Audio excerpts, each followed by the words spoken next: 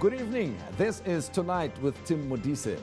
In the show, we look at the Eskom strike, which has brought back the experience of load shedding, and we'll also discuss the accounting profession's disciplinary action against the former Eskom CFO Anuj Singh. The strike action embarked upon by two labor unions within Eskom, and those unions are NUM and NUMSA, has led to the nightmare experience of load shedding. Football fans are probably the most upset at this time because it's football season with the World Cup underway in Russia. But the workers are determined that no matter the sentiments of the football fans, they want to get their pay increase from Eskom. The government has ordered management and the unions to the negotiating table, and the latest news is that Eskom is offering 4.7% to the union's 15% demand. To update the status of these negotiations and the situation within Eskom is the national spokesperson, Mr. Khulu Phasiwe. Khulu, pleasure to have you with us. Thank you, Bratan. Much appreciated that we are here on the show. We've moved from 0 now to 4.7%. Is that the latest? That is correct. And without being pedantic about this thing, moving from 0 to 4.7%, technically it means that there's a 100% move from our side. Yeah. Previously, on the table is 4.7%. The discussions are meant to end on Thursday, so we are hopeful that by Thursday, on Thursday, we should be either closer to reaching an agreement, or by then, chances are we would have already sealed the deal. And of course, when the unions downed tools and workers went off-site, we started experiencing load shedding in different parts of the country. What was the extent of the load shedding that was happening within Eskom? I know about Johannesburg, but I wonder what happened throughout the nation. It affected everyone, or at least let's say the majority of towns and cities in South Africa, because on Thursday we implemented stage 1 of load shedding. So essentially what we did was to give an instruction to municipalities across the nation for them to scale down by at least 1,000 megawatts so that they can help us to reduce the load on the system. So, but some people, as I speak to you now, Pratim, have never actually had experience of load shedding during that time, because it really depends on the schedules that municipalities have.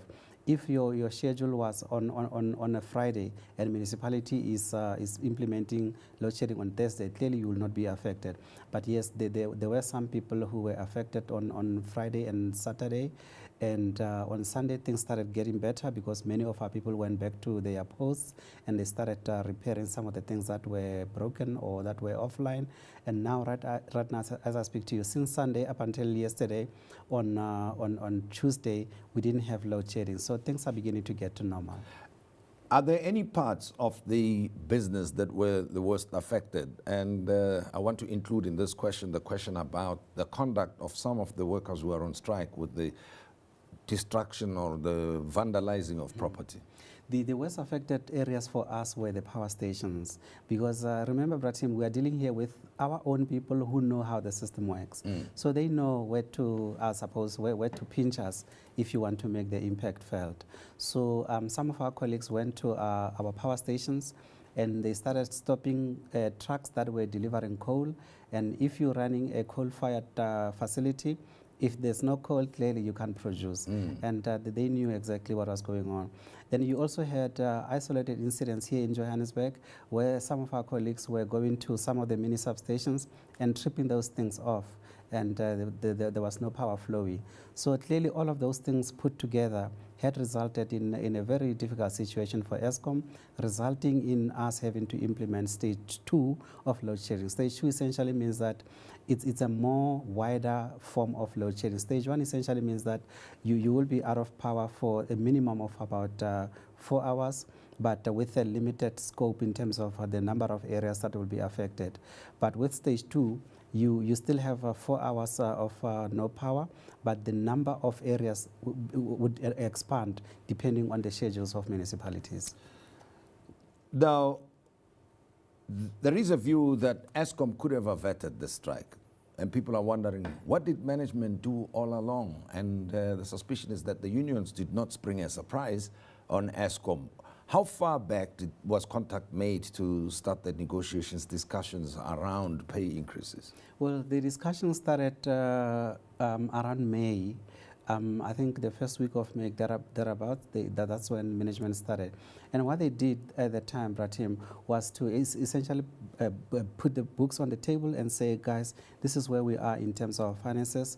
We are not in a good financial state. And management thought that because we are talking to people who are, some of them at least, are part of, I would say, a middle management, they would understand the dynamics that the company is facing and the possible solutions on what to implement or do to make sure that we improve our situation.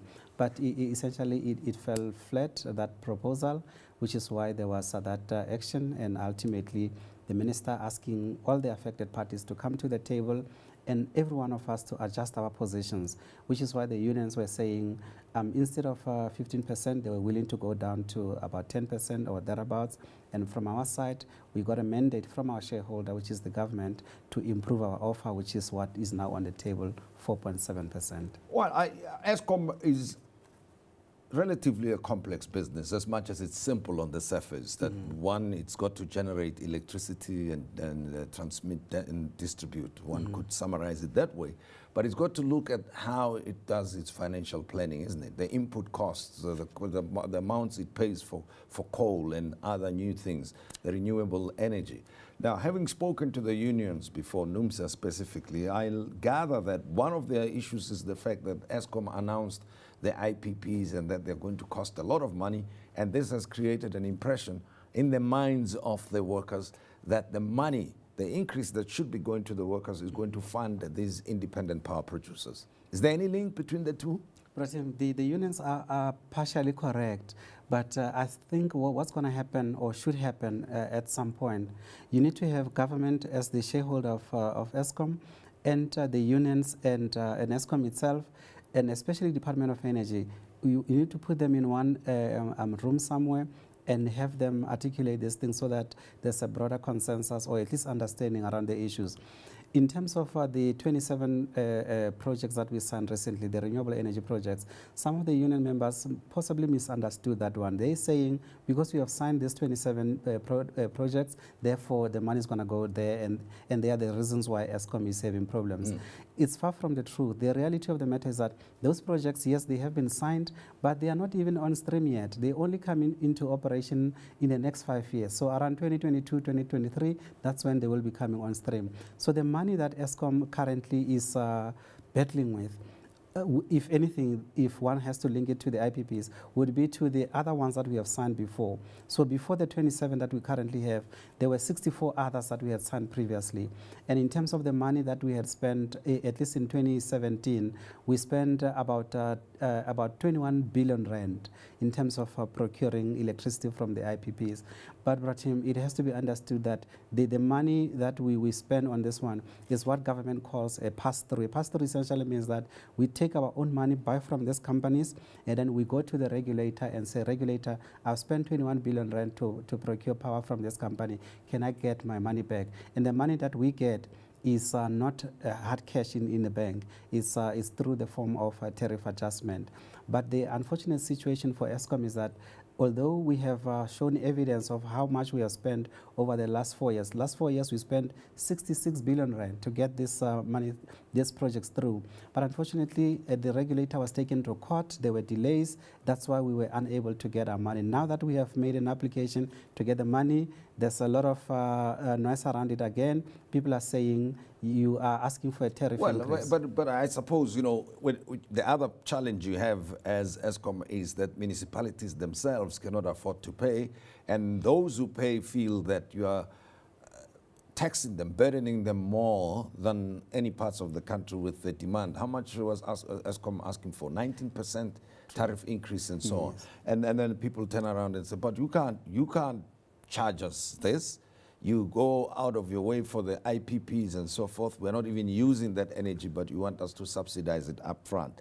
Let's go back to the unions who are also concerned about the bloated management structure. I heard from them that you have about 500 or so employees who are in the top echelons of the Eskom structure.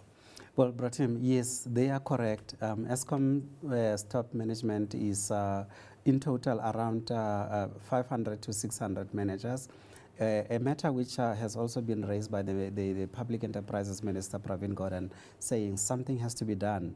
So true, if you want to contain costs, clearly you have to show evidence, and especially the willingness from the top.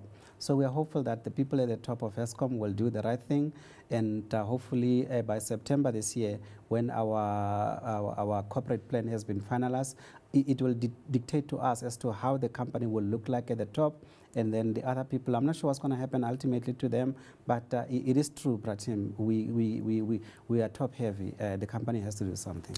Right, and the expectation then, I suppose, depending on how you go about it, is that there might even be retrenchments if one asks, where's the money going to come from? Because Eskom has been arguing that it does not have any money. What can we expect now as the outcome of the negotiations between management and the unions? I'm saying from the consumer point of view, that the supply of electricity will be stabilized anytime soon, or are we going to live with load shedding for some time? Pratim, we're beginning to see what I'll call the green shoots of development in terms of progress that we're beginning to see now. Our people came back from the illegal strike action on Sunday, and from Sunday we haven't had load shedding, meaning that they are the ones who are actually making sure that you were talking about people enjoying football. They're making sure that when they knock off from our power stations, the electricity should be flowing into our houses, and therefore they are keeping the system alive. So we're hopeful that once we have done our recovery plan, which is expected to take nearly 7 to 10 days, say sometime next week around Wednesday, we should be beginning to see, I would say, signs of stability within our system. That's Khulu Phasiwe. Thank you very much for talking to us. We appreciate it. Thank you But so much. then let me advise, we're going to be talking about a former employee of Eskom in a moment, and that's Anuj Singh, who's the former chief financial officer implicated in the allegations of state capture against the Guptas, and the South African Institute of Chartered Accountants has suspended him. Skonati Manchancha is going to talk to us about that, VBS Bank, as well as the financial services sector in general. We'll be back.